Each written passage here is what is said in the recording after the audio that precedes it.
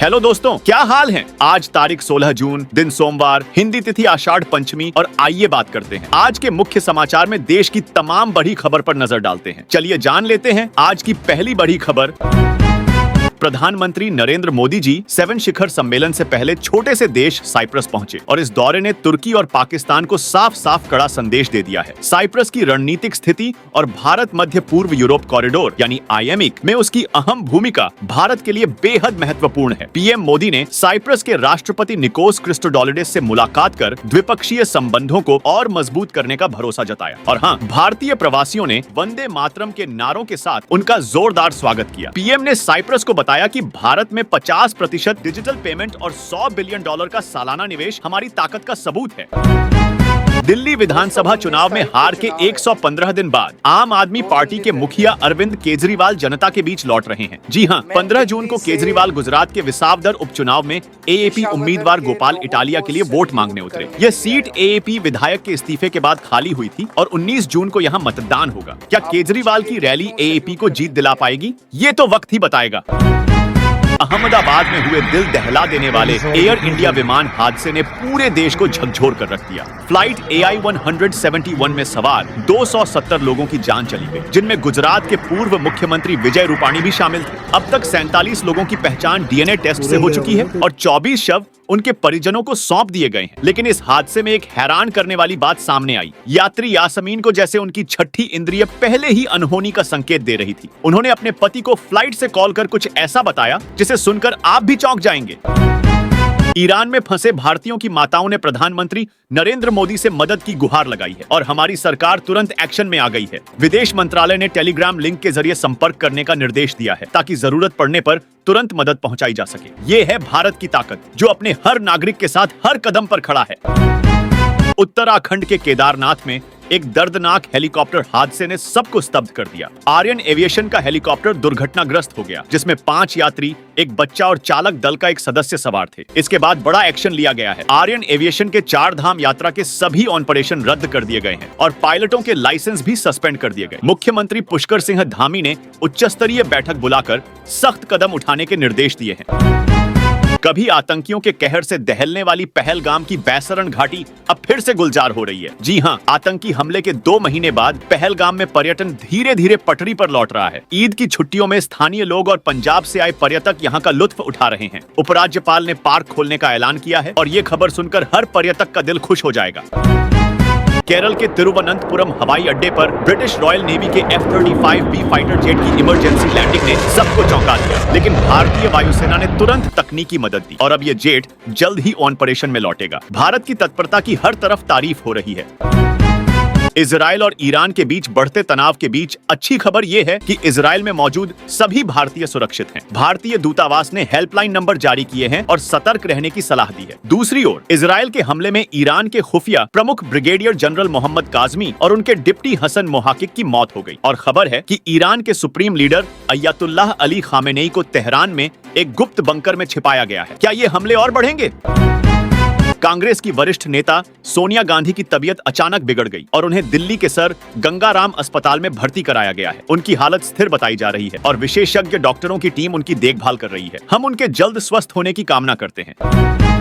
केरल में भारी बारिश ने तबाही मचा दी है। भूस्खलन, जलभराव और समुद्री कटाव ने हालात को और बिगाड़ दिया। मलप्पुरम, कन्नूर, कासरगोड, वायनाड और त्रिशूर में स्कूल बंद कर दिए गए। 5 जिलों में रेड अलर्ट और 9 जिलों में ऑन रेंज अलर्ट जारी किया गया है। नैयार, पेपपारा और शिरवानी बांधों के द्वार खोल दिए गए हैं। प्रभावित लोगों की मदद के लिए राहत कार्य तेजी से चल रहे हैं।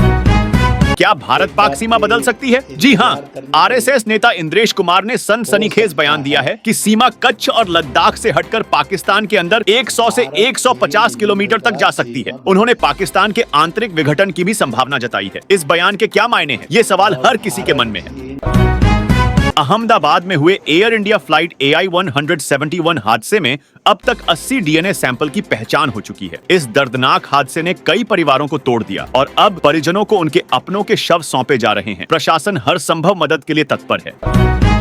नेपाल अब बांग्लादेश को बिजली बेच रहा है, लेकिन चौंकाने वाली बात यह है कि इस बिजली की सप्लाई भारत के जरिए ही हो रही है। भारत और बांग्लादेश के बीच तनाव के बावजूद बांग्लादेश हम पर निर्भर है, लेकिन ये खेल जल्द खत्म हो सकता है क्योंकि भारत ने अपनी रणनीति साफ कर दी है। राजौरी में नियंत्रण रेखा पर बाड़बंदी प्रोजेक्ट को लेकर बड़ा विवाद सामने आया है। रक्षा अधिकारी त्रियाम सिंह और कर्नल अंकुश चौधरी के बीच तीखी बहस हुई जो हाथापाई तक पहुंच गई। त्रियाम सिंह ने दस्तावेजों पर हस्ताक्षर करने से इनकार कर दिया और अब इस मामले की जांच तेज हो गई है। रेल यात्रियों के लिए बड़ी खबर, अब आप बुकिंग के समय ही जान सकते हैं कि आपका वेटिंग टिकट कंफर्म होगा या नहीं। रेलवे ने नई तकनीक शुरू की है जिससे यात्रियों को चार्ट बनने का इंतजार नहीं करना पड़ेगा। ये सुविधा कितनी कारगर होगी ये तो आपकी अगली यात्रा में पता चलेगा। हैदराबाद हवाई अड्डे पर लुफ्थांसा की फ्लाइट LH-752 को लैंडिंग की अनुमति नहीं मिली और उसे फ्रैंकफर्ट लौटना पड़ा। यात्रियों को रात भर होटल में ठहराया गया और इस घटना का कारण अब तक अज्ञात है। यात्रियों में नाराजगी साफ देखी जा रही है। पुणे के तलेगांव में एक पुराना लोहे का पुल टूटने से बड़ा हादसा हो गया। 30 से ज्यादा लोग झरने की तेज धारा में बह गए और 5 लोगों की दर्दनाक मौत हो गई। 15 से ज्यादा लोग अब भी लापता हैं और SDRF और दमकल विभाग रेस्क्यू में जुटे हैं। मोदी सरकार ने बड़ा प्लान बना लिया है। सिंधु जल समझौते को ठंडे बस्ते में डालकर पाकिस्तान को जाने वाला पानी रोकने की पूरी तैयारी कर ली गई है। इससे पंजाब, राजस्थान और हरियाणा में हरियाली लहलहाएगी और पाकिस्तान में सूखे की स्थिति पैदा हो सकती है। बिहार में लालू प्रसाद यादव के खिलाफ हिंदुस्तानी अवाम मोर्चा ने खुली चेतावनी दे दी है। जीतन राम मांझी की पार्टी ने लालू से बाबा साहेब आंबेडकर के अपमान पर माफी मांगने को कहा है। हैम की राष्ट्रीय परिषद की बैठक में संतोष कुमार सुमन को फिर से राष्ट्रीय अध्यक्ष चुना गया और पार्टी ने बूथ स्तर तक संगठन को मजबूत करने का संकल्प लिया। इजराइल ने ईरान को एक और बड़ा झटका दिया है। इस्लामिक रिवॉल्यूशनरी गार्ड कॉर्प्स के खुफिया प्रमुख और उनके डिप्टी को मार गिराया गया और चौंकाने वाली बात यह है कि ईरान के सुप्रीम लीडर खामेनेई को तेहरान में एक अंडरग्राउंड बंकर में छिपाया गया है। क्या इजराइल की ये रणनीति कामयाब होगी?